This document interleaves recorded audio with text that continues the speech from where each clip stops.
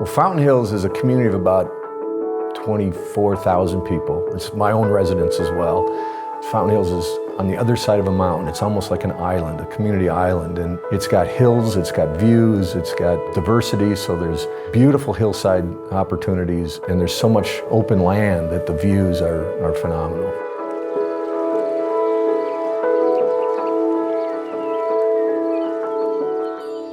What I like about Fountain Hills, it's actually right in the name, is the hills. A lot of the rest of the state, or the cities around here, they're on a grid system, they're flat.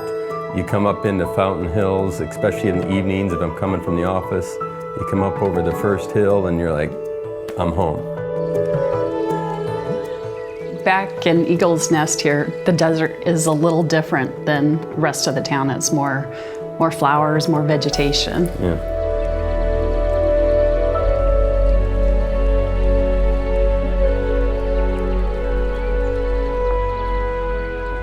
Well, this lot has a lot of open space around it. It's a panoramic lot, but the day views and the night views are really good from the backside because you're overlooking the town, you get the city lights and sunrises and sunsets. The sunsets just light up the mountains, sunrise, you get the glow.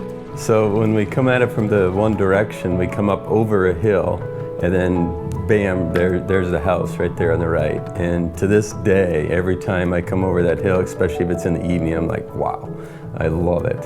Then we come up and turn into the driveway, and it's almost like a bridge coming across the driveway.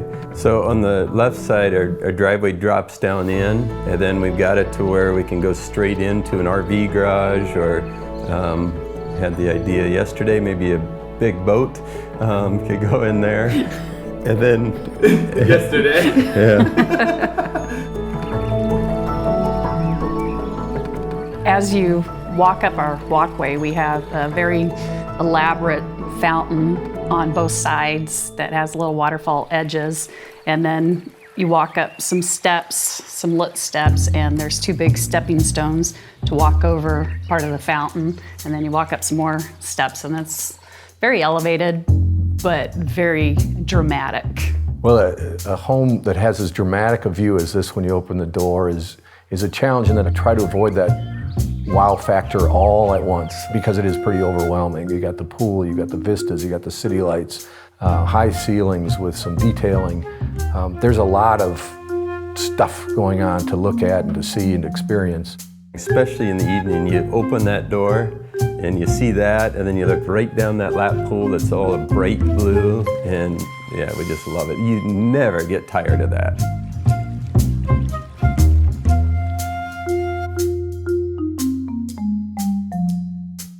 Off to the right, John designed this fireplace. It's a real linear fireplace on the bottom. John designed these clouds, and the clouds are made out of some of the same wood material that we got throughout other areas of the house as well.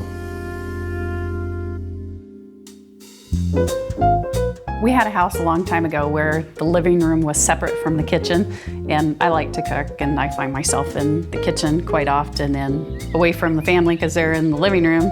So with the great room kitchen combo, then we could all be there together. Coming from the great room, we have our breakfast bar with a waterfall, and that way we have that for in the mornings when the kids are getting ready for school. They could have their breakfast there and watch TV. And then we have a massive island, and we have bar stools there so people can sit there and chit-chat if we're using the island for prepping.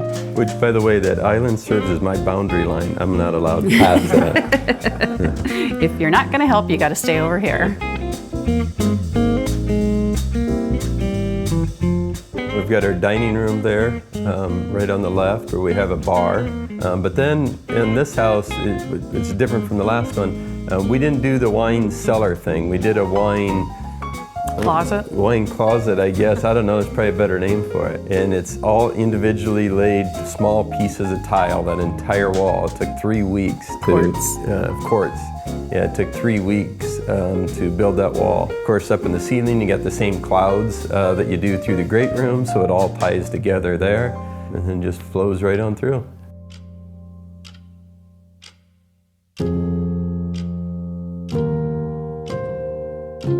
Well, what's interesting about typical homes is the owner doesn't come in the front door. So that stair is part of the owner's entrance as a feature for the owners.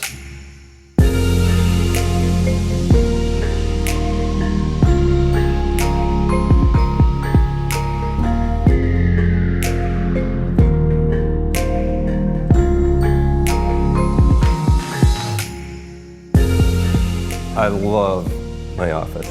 When you first walk in, we got a little bar tucked in on the left, right? Everyone has to have a bar in their office. And we got a big fireplace with kind of some real heavy materials that I really like. Then wait, I do have a desk in there though, so. For what? Yeah. Every once in a while I get behind the desk and then I look up at the golf simulator, then I get out from behind the desk and go play golf again.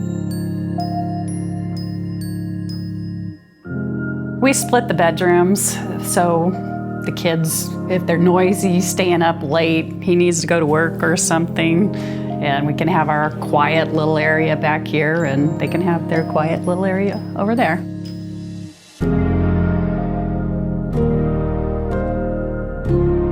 The master bedroom is very warm and cozy, even though it's quite large. We spend almost every evening watching our TV shows in here. Our house, somehow it turned out that the master bedroom has the warm tones, and then there's a blend in the kitchen and the dining room of the tones, and then to the girls' side is all the cooler tones of color. I love bright rooms. We use skylights in any closet and bathroom just to have light at all times. The fireplace, we had a house a long time ago that had a fireplace in the bathroom, and we use it every morning. That's our weekends. We love just laying in bed, having a cup of coffee, open the blinds, just looking outside.